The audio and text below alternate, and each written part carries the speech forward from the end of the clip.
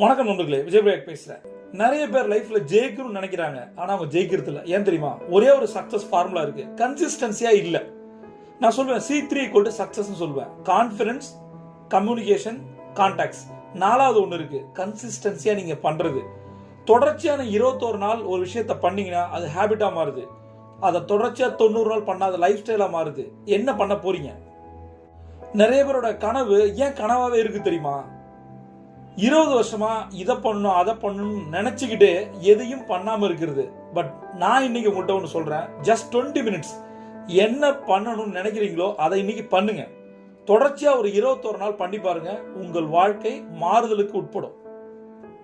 நிறைய motivational books, நிறைய motivational audio video. வாழ்க்கை மாறி இருக்கா? இல்ல. கத்துக்கிட்டே இருக்கிறது பேர் வாழ்க்கை இல்ல. கத்துக்கிட்ட விஷயங்களை